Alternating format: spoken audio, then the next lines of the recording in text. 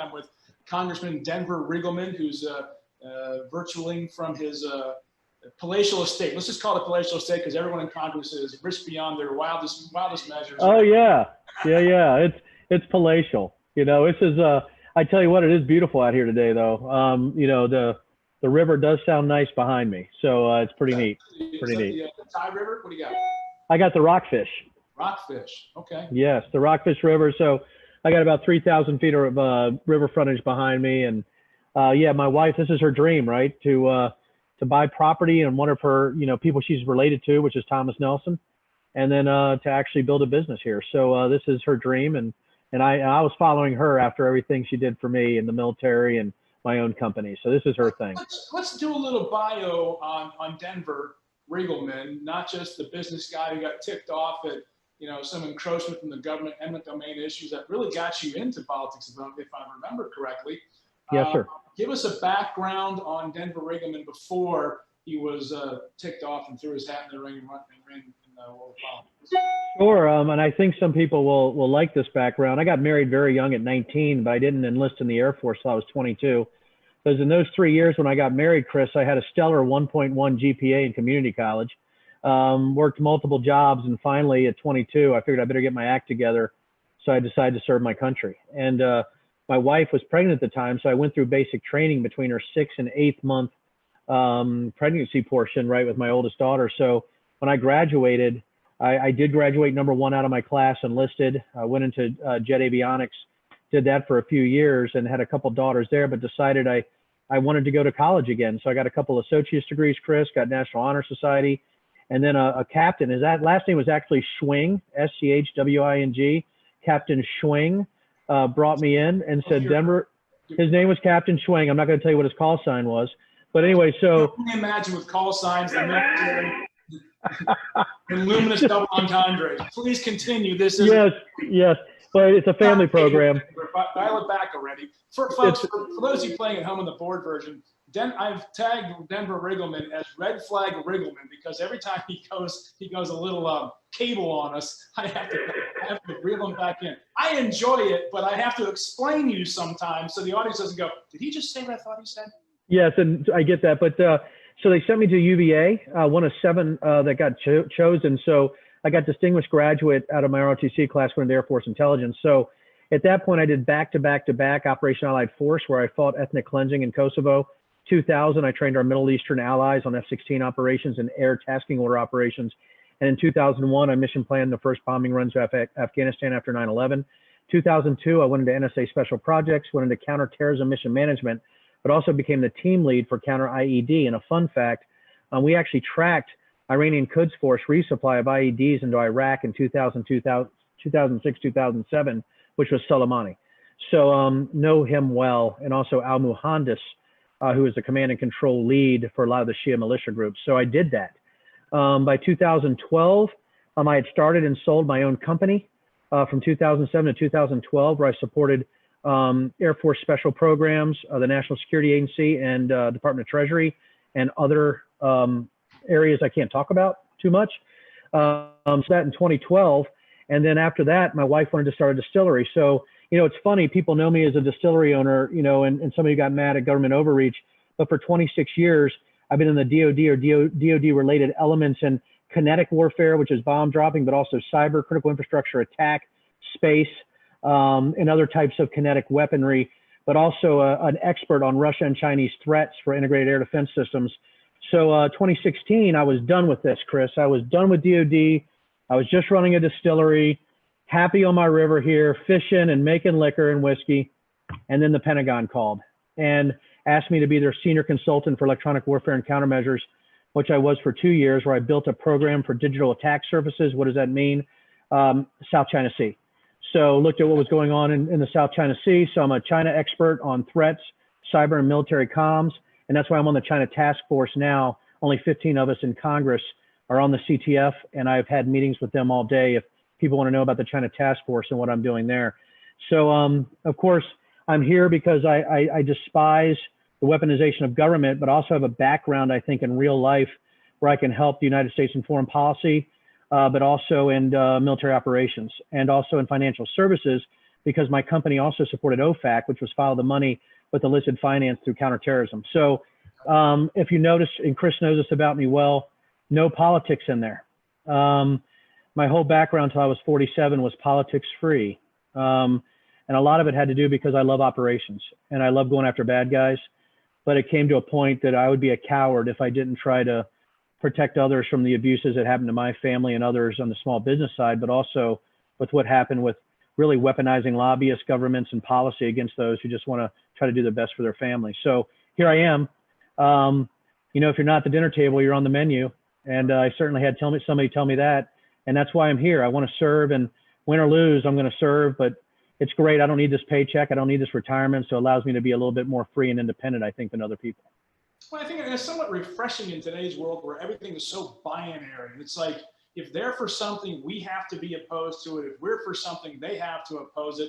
And that is just antithetical from the business perspective of getting things done, which I've always, I mean, why are you there otherwise, right? If you're just there to raise money and go to parties and raise the flag for your own political party, I just don't understand what the upside is to take time away from your family and your business and your way of life to do anything. I just don't know what it's about. But let's dive into it if we can. We got a lot of questions. A lot of people signed up, and I'm sure we're going to get some more questions. If people don't have their questions answered today, where can they send them to someone on your campaign or your congressional staff so they can get those questions answered? So we're getting a lot of questions. We had to set up a question email. It's info at denverforcongress.com. So if you have other questions, we try to answer them all. I was trying to do it on video. We were getting so many questions, Chris. By the way, you learn it's hard to answer every question via video that comes to you. But yeah, if you go to info, we try to answer all the questions, as many as we can. Yep. Info at Denver 4 spelled out FOR Congress. Yes, sir. Denver 4 spelled out Congress.com. Very good. All right, let's dive into it as a courtesy to our participants who signed up. This is a partnership we're working at with What's Next Virginia. We're trying to look into the future about what's coming up and we started this partnership before the pandemic hit. We were trying to create this, we're looking into the 2020s. What's it going to be for Virginia? How are things going to change? What can we get ahead of? How can we place Virginia at a competitive advantage against other states? What are we looking at? And then bam, the pandemic hit. And then everything else that has gone on since. And we'll get into a lot of these questions. So if you can bear with, and for those of you who are playing at home on the board version watching us, if you want to go on Facebook and share this so more people can watch and view this. These questions, though, are from the people who have registered through either Virginia Free or the folks who gained access through this from the constituency of the 5th District as well. And of course, that's going to be from all over the state, but we've tried to focus it on the 5th District because you've got a nomination contest up. And that is on the 13th? As far as we know, June 13th. Subject to change. I never thought there'd be an election that's made up, right? That's just something completely just made up out of whole cloth, and just people can drive by, throw out ballots, what's ridiculous. Well, I got to hear the backstory of this one. Because as you know, I've been in a few nomination fights over the years. Knockdown, drag out. I won most of them, but not all. So let's, because of because of what's going on in China, especially with the pandemic, let's dive into that, because I think we've lost sight of what happened and what's going to happen relative to COVID-19, which we can't call the Chinese Wuhan flu, because if Kamala Harris takes away, we're all going to be labeled racist for calling it from where it's from. By the way, China is not a race, it's a country. But let's dive into this. Good sarcasm, Saxman. Probably one of the most racist in the world. Oh yeah, China. I mean, for them anyway. Let's dive in. What is your position on China on trade in the wake of all this? How are we going to deal with this post-COVID? How do we rebalance that relationship that says, oh, by the way, you infected a lot of Americans and they died, a lot of people around the world? Well, there's multiple layers of trade, as a lot of people know. The phase 1 agreement was just signed, which I was for, based on us being an agricultural district and the things that were happening with China. And I want to start this really quickly. If we have some 5th District slant, I don't know if people realize this, but Canada and Mexico actually, they account for 1/4 of our trade. China's about 7%. So I wanted to go ahead and put that out there for the 5th district, right? So, you know, our leading export partner is Canada. So Mexico and China are roughly the same on exports, but then we have a whole Asia contingent, Japan, South Korea, things like that. So when I talk about trade, I'm going to talk about it globally, and I think I can winnow it down a little bit to the 5th district. So trade, what are we going to do? The first thing you're going to see, I think, in the next week, Chris, is you're going to see an end to Hong Kong special trade status. And I don't know if people are familiar with this. I'll try to explain it, but there is a special status based on their institutions or their liberal institutions that they have, their government institutions, where Hong Kong had a special trade status. It's also sort of the financial capital of China. So it's going to hurt them pretty badly if we do this, and that's based on the loss of civil rights in Hong Kong, but it's also the base that they're dismantling their sort of their institutions that we supported. So that's the first thing. The second thing, when it comes to other trade issues, I believe you're going to see China start to sort of, gosh, how can I say this in a way that's not classified? I do think that they're going to start sort of taking out agricultural shipments and supplies from certain farmers based on the phase 1 agreement, like soybeans. We've seen that happening already, but you're also going to see a lot of technical reevaluation and adjustment with trade in China. I just talked to a bunch of business groups that are doing business with China. And when you're talking about the special list of products that China might have that are not allowed in the States, or they're not allowed to participate any longer, we know that their IP theft has been a sort of an issue that we've been dealing with for some time. And I want to give you an example of how that affects us.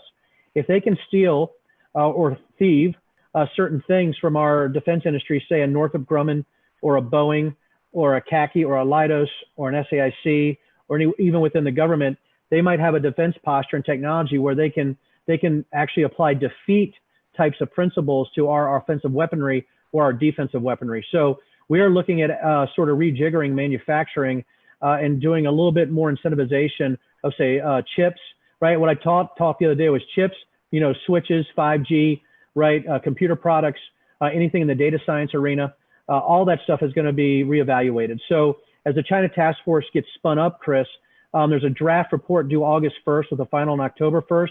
People are going to want to pay attention to this. We're going to have an unclassified report with a classified annex. We need to be realistic about China. I know a lot of people think their communist rhetoric is just rhetoric. It is real. Chris had mentioned racism. Chris had mentioned that their nationalism. All of this is actually combined. They are not kidding. I've been dealing with China now for years. I started dealing with Huawei years ago in the National Security Agency. Chris, there has to come a time where we look at this pragmatically, and I do believe there's going to be some short-term pain with our technical readjustment on trade and what's happening with the free trade or with the trade agreements we have with Hong Kong. So I just want people to be aware this is happening, and we are going to go forward with it. This is one of the areas that when I talk to business leaders across the state, sometimes across the country, and we review President Trump, and you know, it's something on the week of an eye roll, like, oh, what did he do today? You know, a tweet here, and we get that noise that goes on in politics. But here's what I hear almost universally from business leaders. And for those of you paying attention, that I'm not making this up.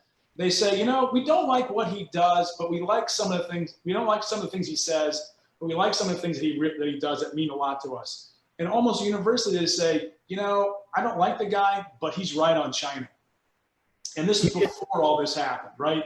And yes. It's not an area where you look at, because you've had your disagreements with the president, and any right-minded thinking person should have a disagreement with anyone in the world. You know, we talk about your wife, my wife, we're going to have disagreements. You should, right? Right. I mean, it's natural. So is this an area where you look at the president and go, yeah, I'm with you on this one. Let's do this? Yeah, and I can give some people some background on this. So, you know, I talked about the Pentagon calling me in March of 2016. March of 2016 is when we realized that we had a problem with Chinese insertion of technologies.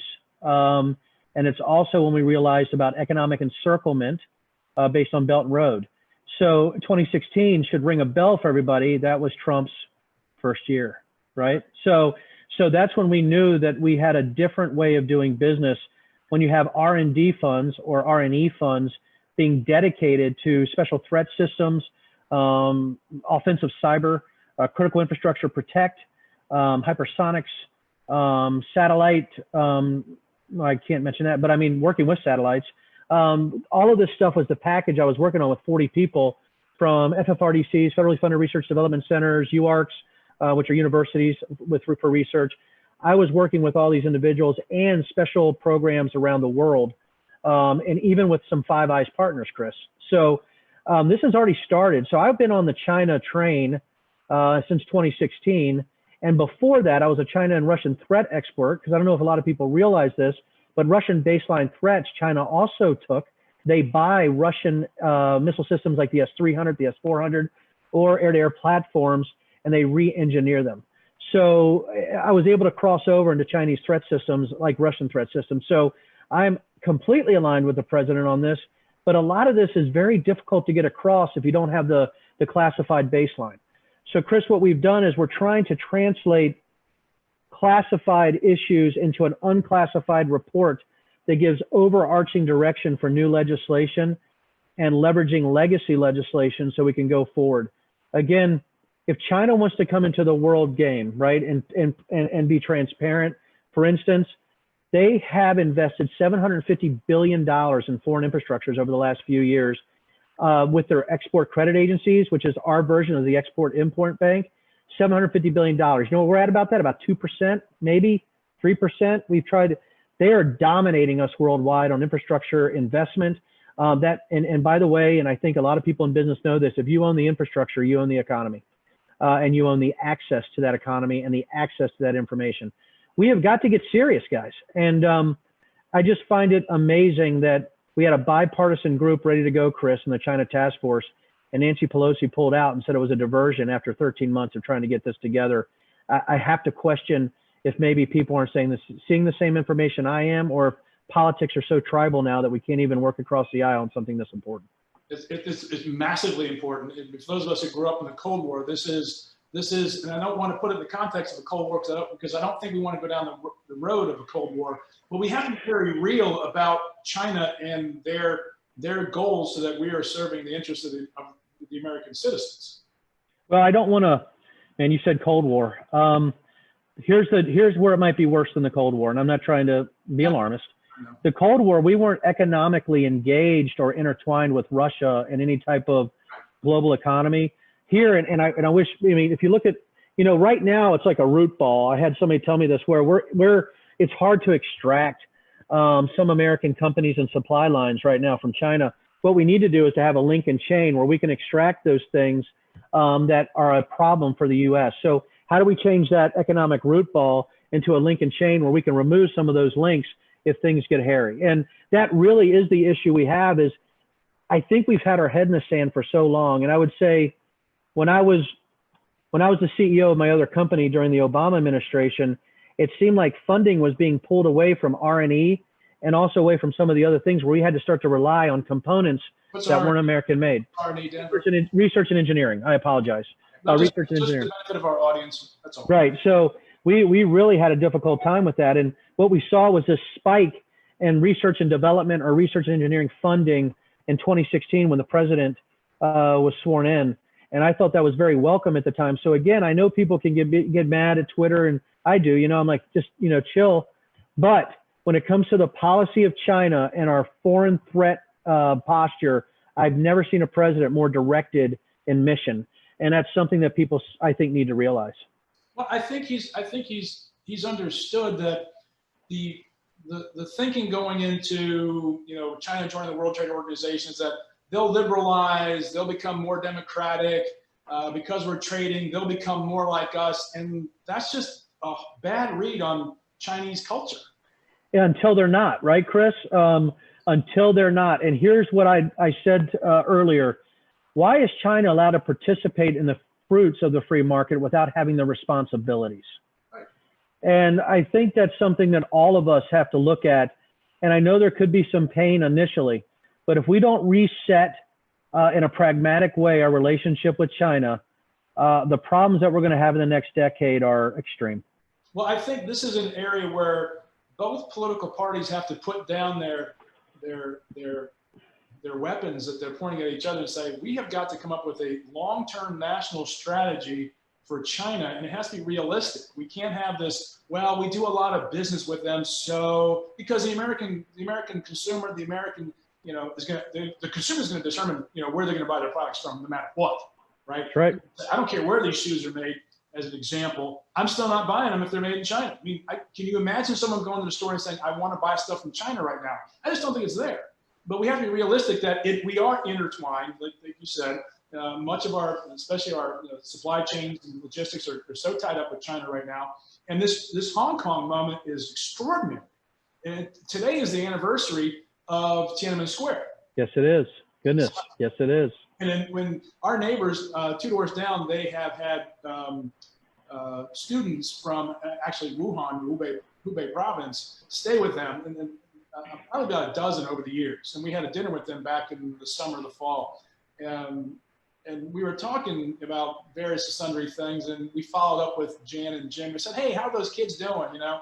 And oh, fine. And they discovered that they had never even heard of Tiananmen Square massacre. I did not know that. That is actually shocking. China, that is shocking. Nobody knows it. Yeah, nobody knows it. Nobody knows about Tiananmen Square in China. You know, just shocking that China would, how shocking that they would hold information from all of us. Are you kidding me? But no, that's what their own people don't know that this took place. And so when the people in Hong Kong, and I think Boris Johnson needs some credit here for saying we still going to uphold our agreement and start basically repatriating the Hong Kongese into Great Britain. And I'm not opposed to that. And by the way, if you really want to have a lot of fun, try to get on Weibo or WeChat, the Chinese social media, Twitter and Facebook, right? If you really want to try to do that. They got the Great Chinese Firewall there, as you know. It's very hard to penetrate. The only way to really get out is through VPN or something like that, right? So there's a lot of challenges we have to get information into China, about freedom and free markets and really what's happening. And you got to give it to them. Their rhetoric is, Chris, as you mentioned, to come full circle to get onto the WTO was really cover for them just really expanding their empire without, again, being a member of the OECD, right? Or being a member of any type of regulatory agency that really can oversee what they're doing. The WTO notwithstanding, it's really, they're beyond the pale now. I mean, they've gone beyond whatever type of transparency we thought we could see in them. And I would really want people to look into this, look into China, look at what they say. And if you want to really get a crazy sort of look into Chinese thought and culture, look at what their leading government officials say about America, about nationalism, about communism, and what they say over and over again. Look at the words that they say in English translation, and that will tell you exactly what they're thinking. This is not some kind of polemical exercise by the Chinese. Okay, and you're on the China Task Force. Just briefly, what is that? Is that a bipartisan group of House members, or House and Senate? Supposed to be.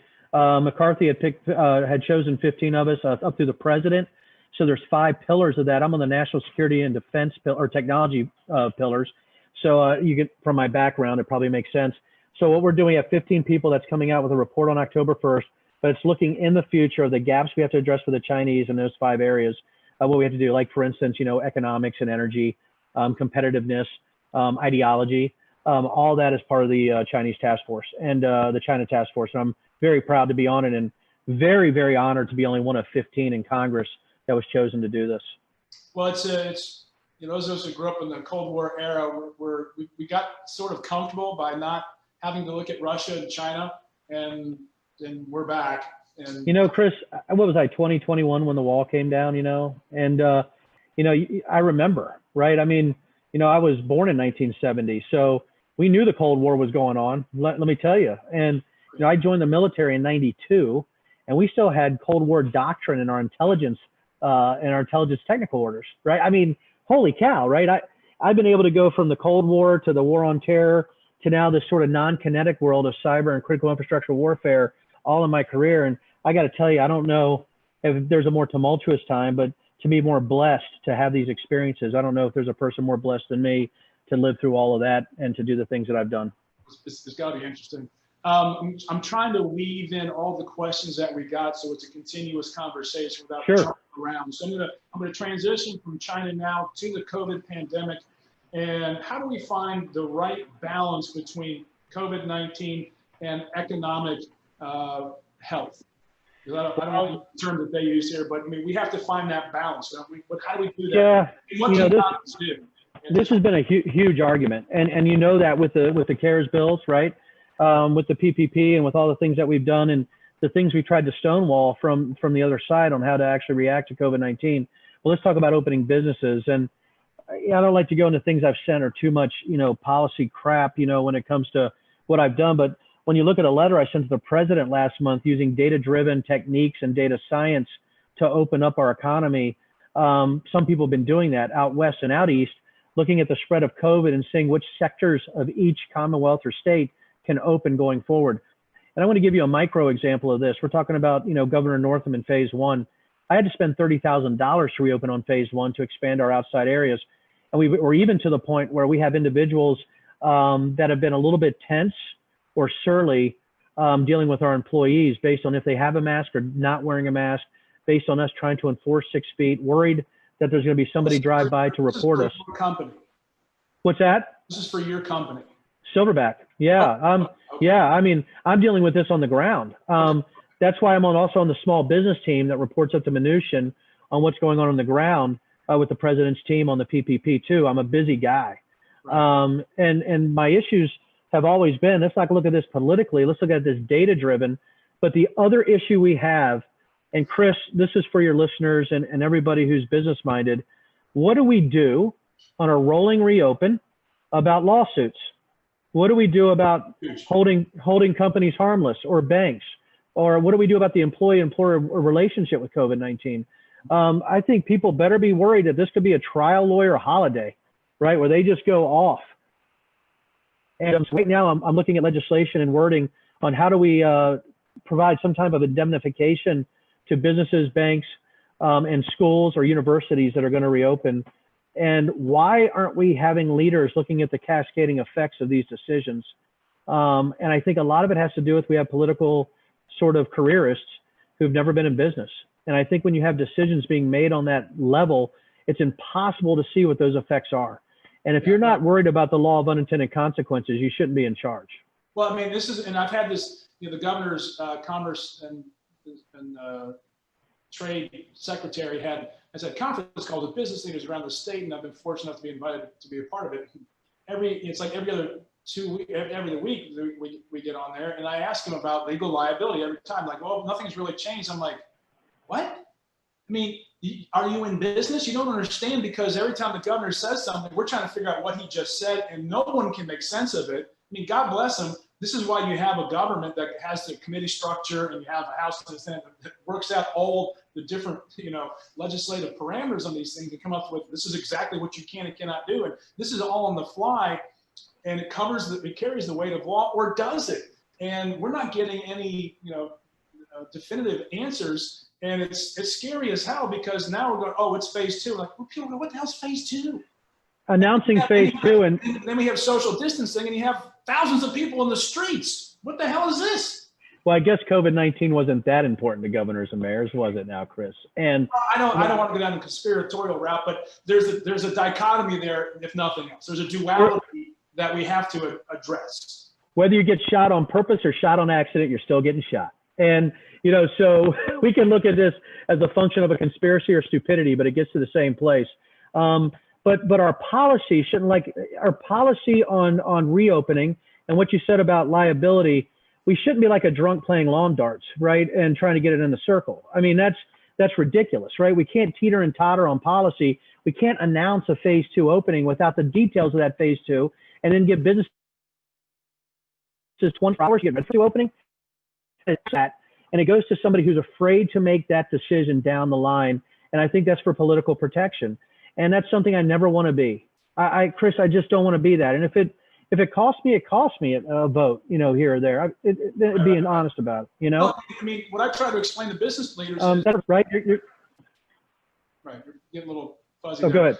What I try to explain is, like, business leaders have to know, just tell us the bad side, and we'll account for that in our decision making. But when you kind of go, well, it's kind of this and kind of that, we're going, holy God, don't do that, because if we do something and we err on the side of, what we would prefer to do, and something happens, 10 years down the road, 7 years down the road, we could be hit with a lawsuit we never knew we were liable for. and they don't think like that. Who is liable, Chris, on a fight on business grounds between somebody who doesn't want to wear a mask and somebody who wants to wear a mask? Who is liable if an employee says that he got COVID at that specific location when it can hardly be proven? Right. Right? How about a company being sued because they're not providing COVID tests? How about those who might be sued because they're not taking temperatures of every person coming into the actual establishment? How about somebody being sued because they can't enforce social distancing in an outdoor area because families were used to? Could you be sued for having tables too close together? Could you be sued because somebody didn't wear a mask for 1 second? Could you be sued because somebody is wearing a mask and they didn't understand the directions that were given based on social distancing? All this are real questions that businesses have to come to grips with. And I got to tell you what, man, I have never been on more pins and needles as a business owner and as an elected representative than I have been in the last 4 weeks. Sure, it makes perfect sense. So the balance in all this, are you gonna be submitting legislation to account for this? Is that what's going on, or are you signing others? Yeah, there's multiple. So what I have is my staff is looking into multiple letters that have been put in about liability protection, or on the issue that we're having. And I don't want to be completely blunt about this, is we have a split house. And, what we're having is a complete protection of the consumer over every business. You have others have a complete protection of the business over every consumer. And I'm saying that we have to come up with common sense rules for, not only, liability protection, but what does that mean, right? What are we talking about? How does insurance cover this? By the way, I've been talking to insurance companies. So they're like, well, we don't want PREA. You don't terrorism risk insurance and pandemic risk insurance. What is that going to cost each company? How are we going to do this? Is it going to be government funded? What do we do about business insurance and liability? Is that something extra on top of this? Does my umbrella coverage do this? So for instance, say I have $3 million in umbrella coverage, right, Chris? Which is, say, on some of my buildings and stuff like that. So does my $3 million umbrella coverage cover somebody who sues me because they said that we didn't give proper directions because they got COVID at my picnic table? Again, why aren't we addressing this in a common sense business way? And it's not, I'm very because I am screaming at the rooftops that we have got to protect those businesses. I'm sure looking for a vote. And it just frustrates me on a level that's hard to define. Yeah. We're getting a little disruption in the bandwidth there for some folks. Okay. Just FYI. Let's move off of that because I think we've covered it, and I know I'm going to blow a lid here if I have to talk about this, because from a business perspective, business leaders, business decision makers, we hate uncertainty, and the last thing you want to do is set yourself up for a lawsuit you never saw coming, and that what's going to happen is they're going to get sued. And they're going to go, well, $10,000 makes it go away. Oh, well, right? That's what Chris. That's the setup. No, that's the setup, right? It's a setup. It's a setup. Just call it for what it is. I mean, it's what it is. I mean, that doesn't take much, right? Trying to weave this in here. So let's move into the probably the more we've done China, since your background is there, and we've gone to COVID, and now we're in this new time. That sort of all of a sudden COVID was turned off when Mr. Floyd was killed by the cop, and when I saw that video, people talk about it being brutal, and I was struck by the lack of brutality because there was absolutely no humanity in it whatsoever.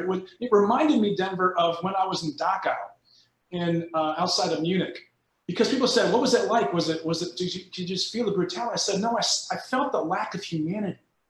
And then even I looked, the guy taking the camera, I'm like, "You could have said something," and the cops didn't do anything. And I think we've gotten to this point of dehumanization where it didn't even register that this man was dying.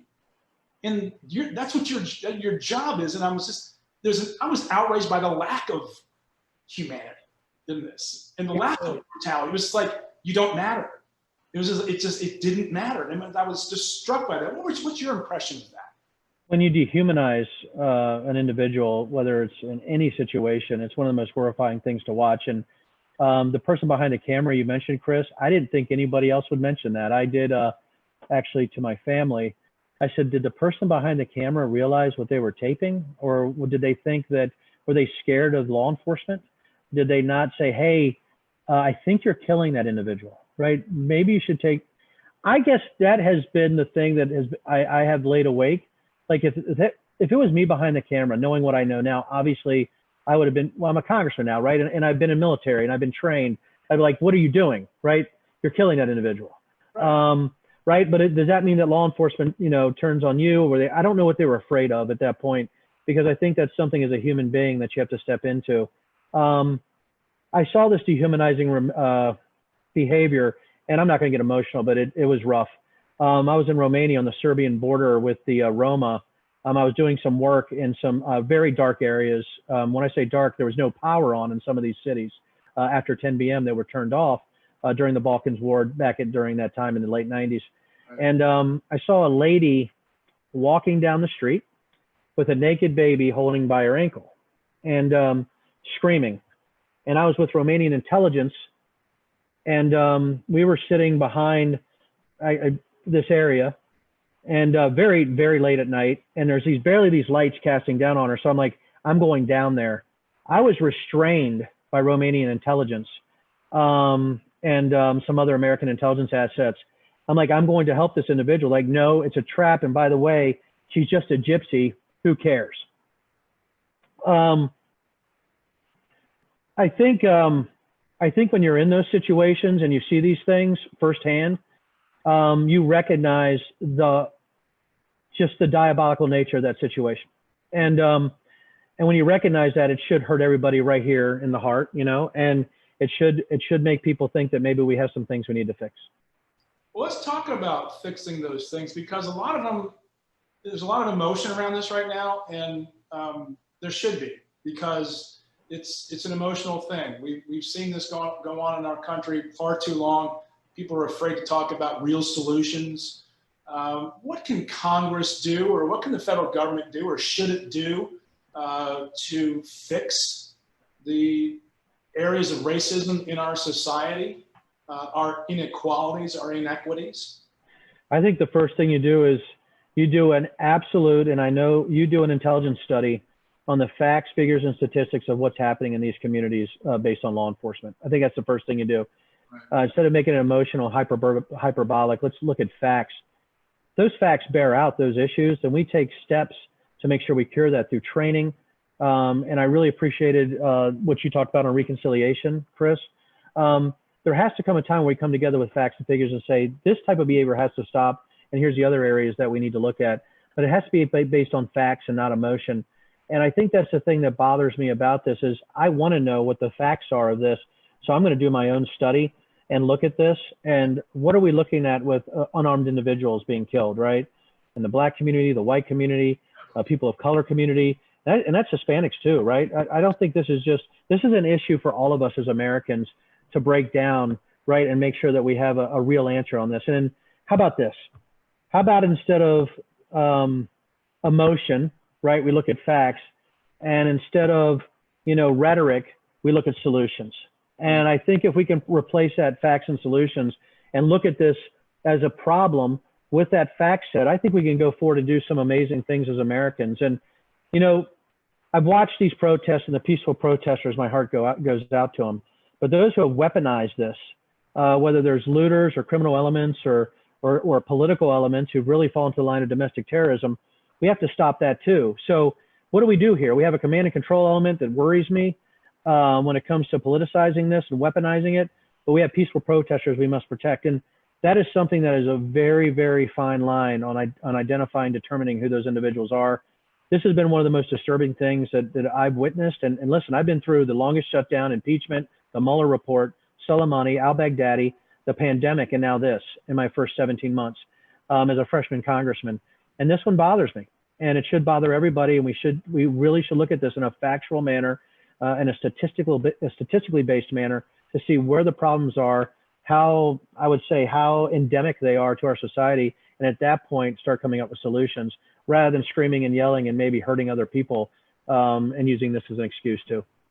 In my estimation, there needs to be an ongoing panel of leaders who objectively look at what's going on in our country and offer real solutions, rather than having this thing be taken away by the latest news events. And that's, Yes. that's the danger in all this, is that we're going to lose sight of this. And it's like, oh yeah, remember that happened back in such and such time. This is such, I think this is a real tipping point moment in American culture, that we have to go and deconstruct not just what happened. So like, what, this guy had like 18 complaints filed against him. Where was the management structure breakdown in that police department? Because not every police department is like this. And you know, some of them are quite good and do a very credible job and a very dangerous job. And I think we have to look at this, not in this, we have to look at it, you know, at a macro level, but also at a micro level, and show real progress to the American people, and have, I don't care if it's weekly or every other week, reports coming out. This is what's happening. This is what we're doing, because you can't just go, we're mad. We're mad as hell. We're going to throw stuff through a window, steal stuff, and everyone go, oh, we're really concerned about this. And, you know, I'm upset about it too. And then we go about our daily business. We can't do that this time.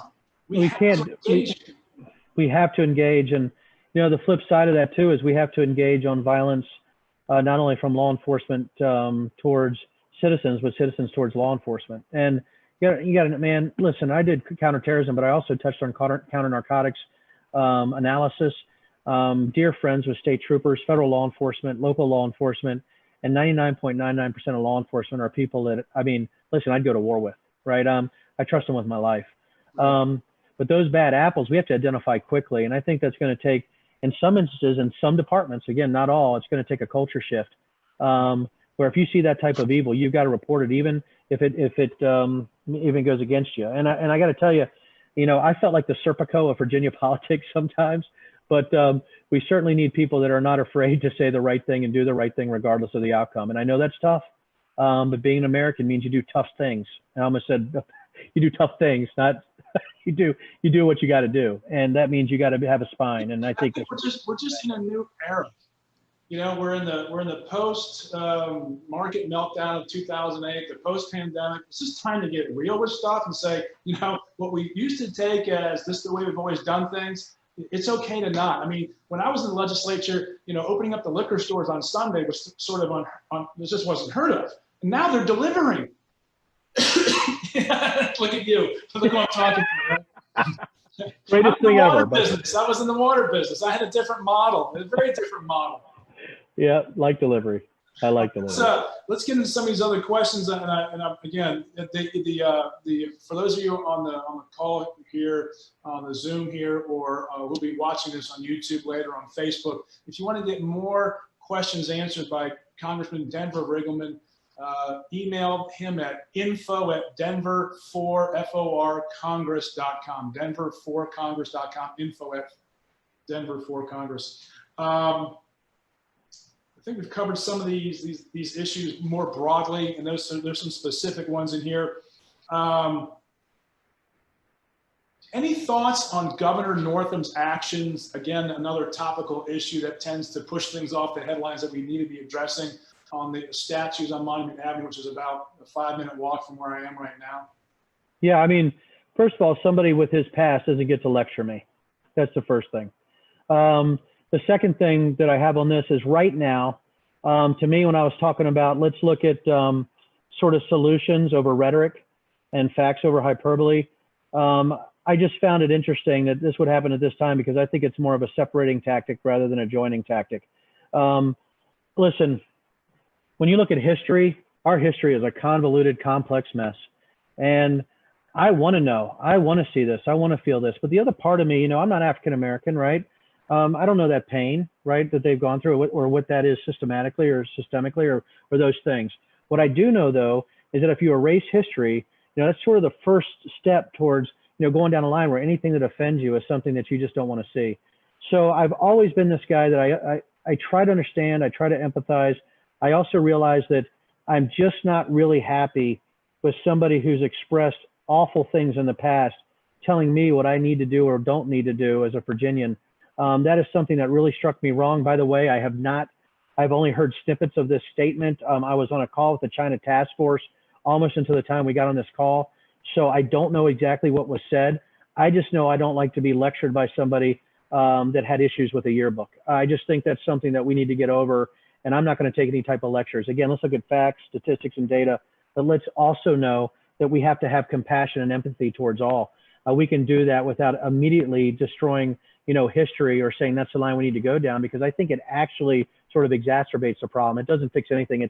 It's symbolism over solutions, and I don't think that's the way we need to go. Well, I mean, as a former history teacher and history student, I would have preferred a more drawn out process by which we recognize that these statutes are put up for various reasons, and so we don't replicate those reasons today. And I think we are. I think we're falling back into the identity politics trap that was the late 19th century, early 20th century, and can be very destructive. And I don't want to replicate that just by glossing over and saying those are bad people. Okay, but why were they doing what they were doing? These weren't obviously veterans. These were the daughters of the Confederacy who were putting these up. They were trying to honor the dead that had fallen after the Union had pulled out of Reconstruction to basically fulfill a political promise to elect a president, and left literally the occupied South to itself. And there's a tremendous lesson to be learned in that, and I don't think we're learning it. And if they take them down, that's the choice of the powers that be that do that. But without understanding not necessarily the historical context, but the lesson going forward and what we don't want to replicate, I think that's the moment we're losing. It is, and again, I've said I've been very consistent in this view: is destroying history is forgetting what we've gone through and the travails that we've gone through. But knee-jerk reacting this way, instead of looking at the problems and looking at this in a way that really is driven by facts and to make sure we're doing the right thing across the board. Fighting racism and bigotry should be in every fiber of our being. You know where I've been on that. You know where I started with that, Chris. I mean, if there's anybody who hates me, it's certain elements of the fringes based on the fact that I despise bigotry, racism, and hatred in these intolerable ways that we cannot ever go back to. But on the other hand, I want to know why we got there, and I don't ever want to replicate it. And I don't think we destroy history, right, based on symbolism rather than actually sort of attacking the problem in a way that fixes it. I think we're reliving many of the elements that divided us in the first place. Yes.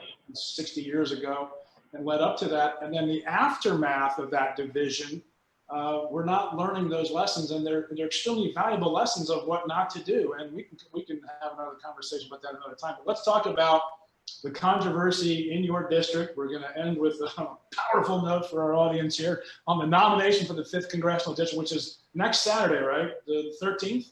That's right, June 13th, as far as we know. It's a drive-through. Drive-through convention. Absolutely ludicrous. Just ludicrous. You've leveled some charges, and I haven't disagreed with you about the corruption in the 5th District Republican Congressional Committee. That's the term. Are there actual people on the payroll of your opponent's campaign that could vote for the nomination method? Oh yeah. And people that were on Cynthia Dunbar's campaign, or simply on Bob Good's campaign, when you refuse to pay to play, you can engender a lot of antipathy, right? And I think here's really what you look at right now is that I never thought that you could pay somebody for a vote and actually get away with it, but I guess in Virginia you can. And I just find it interesting that not only did they pay to play to make sure that they manipulated the convention and manipulated the way we're nominated, but then some of these committee chairs then made the registration period only like 18 days to get delegates, and then cut it off in February for an original April election. I mean, we still have people calling us, and now we've got to be a delegate for you because you've got to win. And we're like, oh, sorry, 5th District Committee, many of these counties cut off only after 2.5 weeks of registering to vote. I mean, come on. This is 0.004 of the population. We got 740,000 people, and we'll have about 3,000 delegates. And a lot of these delegates were already sort of primed based on pay to play and a manipulation of the committee. So that's the battlefield I get to play on. But whether it's harassing or intimidating voters, or it's trying to pay off committee members, or it's trying to manipulate the process, or holding back names for our campaign so we can't get to the delegates, or not giving the phone numbers and the emails, so we just have addresses and have to pay to match data, right? Kicking out delegates without any type of, by the way, there's no credentials committee. So any of these committee guys. Right. There's no credentials committee? Nope. No, the committee chair. Oh, and there's no temporary chairman either. You're kidding. Nope. No, it's the people that Bob paid are the ones running this. And by the way, I mean, my attorney said it best. He goes, for the Republican Party, do we have to start actually doing a budget on how much we got to pay off committee members, right, to do this? I mean, is this what Republican politics are going to be? Illegal. This has got to be illegal. It's a private corporation, and that's why the parties are so broken. That's why the Republican Party has lost for the last 12 years, is because when you have this pay-to-play context, people get afraid. I mean, what normal individual is going to join a committee of 5 people who scream and yell about things you don't understand, right? And this is their life, right? People go to work for a living.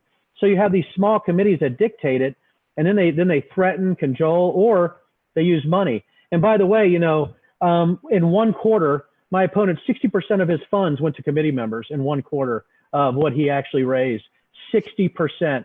And I'm looking at this going, pay the committee members? Yep. From campaign funds. Here's money for you. Mm-hmm. Yeah.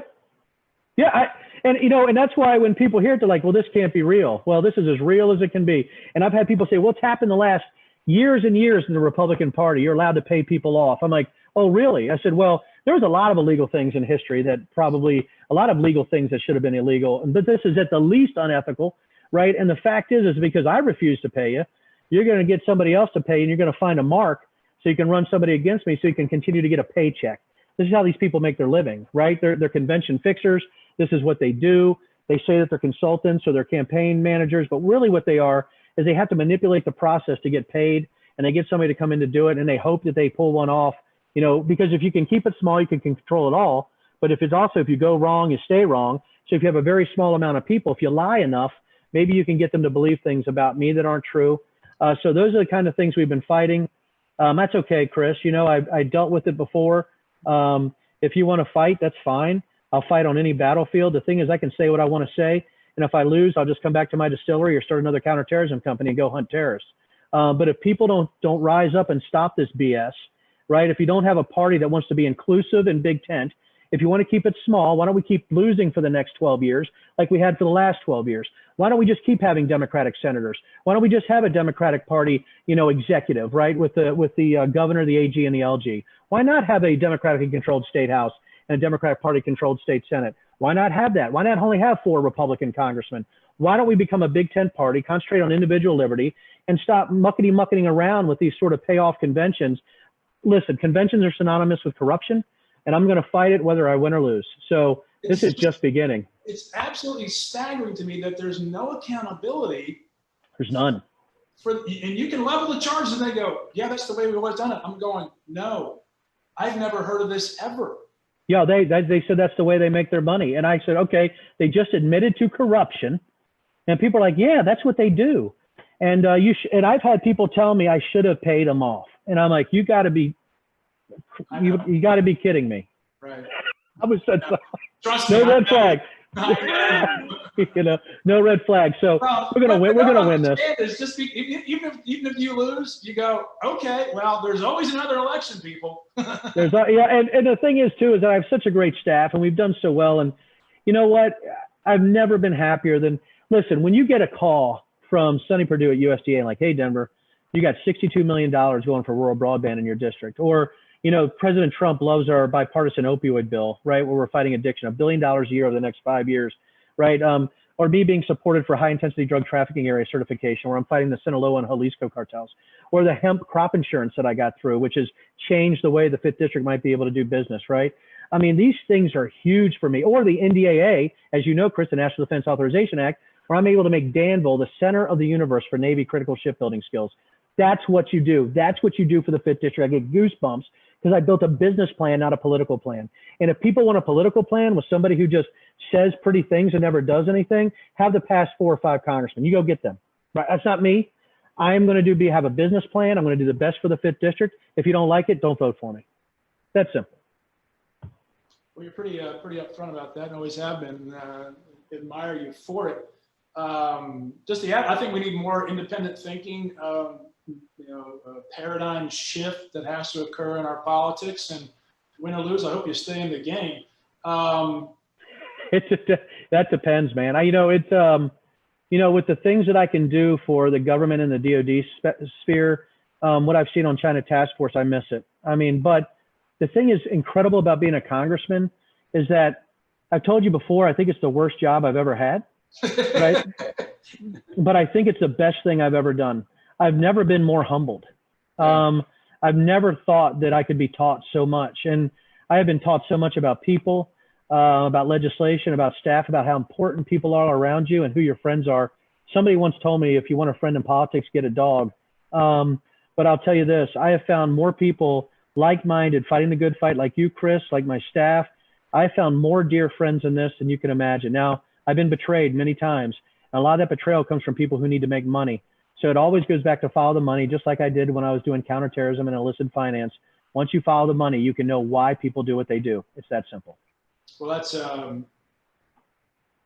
it's laudable that you want to continue to do this, and I tell anyone this. I mean, thank you for being in the game. I would tell your opponent for good on you. Ironically, good on you for running. I disagree with some of the allegations. I mean, I'm mystified and dismayed by some of the allegations that are even being made, and like, yeah, that's what we do. I'm like, no one does that. That's corruption at its most basic element. FEC reports and admitting it. That's what they did. And it's perfectly legal. It can't be. This can't be. Well, since it's so it's not legal if you're in the public sphere, but since it's a private corporation, the Republican Party, they could actually just deem whoever the candidate is if they wanted to. There is no limits, and I've never thought it would be that way. I mean, we're in a paradigm shift. We're in a political global realignment. When these things happen, it's Newton's third law of motion, right? For every action, there's an opposite equal reaction. And woe to them if they win, because they don't know what your reaction is going to be. We're going to win this. It just doesn't work out in politics. Not when I would have won a primary 80-20. I mean, that's really what it would have been. I would have won 80-20 on a primary. There's going to be a response within people in the 5th District and throughout Virginia and the country that's going to stand up and say, you know what? We really don't need you. That's what's going to happen. But I'm going to fight to the end. What's that? I'm going to fight to the end. I love it. And after I win this, it's going to be really interesting to see, the blowback when I win this and I win the general and I get a second term and to say, holy cow, man, this guy didn't kowtow to anybody and he won. Maybe I can get in here. Maybe a normal Joe or a normal bloke like me can get in here. Right. And I have talked to some incredible people in the Republican Party who are tired of this, volunteers. And you can talk about, it doesn't matter on sex, gender, race, sexual orientation. All these Republicans are like, we have got to change the party and go to individual liberty and go to financial freedom, and to have the Republican Party stay out of our pockets, out of our businesses, and out of our bedrooms. And you just don't want a party small enough to fit in the bedroom, my friend. So let's go ahead and push forward hard on this. That's a pretty good sign-off line right there. The phone booth party is yeah. I don't want to be in there because it's very close and it can get very hot. You want to have a party where everybody feels like they're part of it. And I think it's always what we wanted to be as Republicans, is that anybody can live the life they want to live as long as they're not hurting others.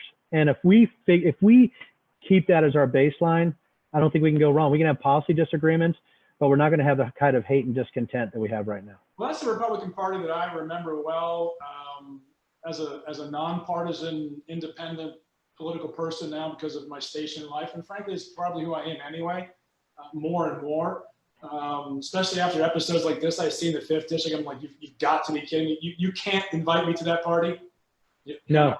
There's not enough beer at that party for me to show up. That's why I have whiskey here, my friend. It's a more direct route, isn't it? That's right. That's right. Just tap a vein. That's right. No doubt about it, Chris. No doubt about it. But no, this has been great. And yes. Oh, go ahead. Congressman Denver Riggleman, we'll sign off now. We're at the top of the hour. Info@Denver, FORCongress.com. Info@Denver4Congress.com. If you have any questions that weren't asked here and answered for you throughout the conversation, I tried to string the various questions which were good. Some of the more basic ones, I tried to weave them into the larger dynamic of China, COVID, the economy coming back, the most recent ugly episode with Mr. Floyd's death and the aftermath. And I hope we were able to provide at least enough information for the folks on the call today. And I appreciate your time, Denver. It means a lot, and I wish you and the best in the drive-through. You know, too bad Chick-fil-A's not running this thing. They'd get it done, right? Chick-fil-A would be great. I mean, my gosh, plus we get chicken sandwiches and their daggone milkshakes. I mean, holy cow. I mean, I know how to win an election with milkshakes. Have you had Popeye's chicken? Popeye's chicken's the best, but I'm going to tell you, everybody on this call, it's going to be very controversial, but Bojangles has the best chicken on earth. So I just want everybody to know that Bojangles wins, and after that is Mickey Tavern in Charlottesville. So those are the two top chicken places are Bojangles and Mickey's Tavern. You heard it here. Now we had breaking news and controversy. That's right. But no, I appreciate it. Great people on the call. Thank you for this. And listen, you can't get mad as a Republican. You just have to work. But you can't get mad as anybody in politics. You just have to work. And I would hope Republican, Democrat, Independent, Green, Liberal, whatever you are, how about we just try to have this discussion as loyal opposition and not as enemies? And I think if we go back to that, I think we'll be able to have a great America. So I appreciate you, Chris, and God bless everybody on this call. And that's the key to getting anything done. I mean, you can disagree with people, but if you can't find a way to work together, nothing's going to get done and nothing's going to improve. Nothing gets done. And Chris, thanks for working together with me on this. I appreciate you very much. And for everybody out there, again, I'll answer any question transparently. I really don't care. So we picked up on that, Steve. The last couple years. We do have Daniel Gade, who's running against Mark Warner. He's running for the Republican nomination on Monday at 7 o'clock. Oh, good man. Tonight we're lining up more candidates throughout the rest of the year. So it's not just the Republican, obviously. We do. I mean, Virginia Free, we really don't care what political party you're in. It doesn't matter. We're trying to get information out to the business community and the public at large, so they can make better decisions. You know, with so much, I see a lack of journalism out there to inform people because of social media. The internet has sort of like just destroyed that platform of forming opinion and getting facts out to people. So going directly to the voter in this format and the Zoom is great. And I want to wonderful. All the participants who are on the call today and submitting your questions ahead of time really helps the process go. And Denver, thank you to you and your team for getting this off the ground. Our first one. Woo, woo. Woo. Anytime, buddy. Anytime, my friend. You anytime. I'll do this. It was a great time, great format, and thank you, Chris, for all the work on this. Go Wahoos, huh? Go Wahoos. Thank you all. Thanks, signing off. Thanks Thank you, guys. Bye-bye. Appreciate it, everybody.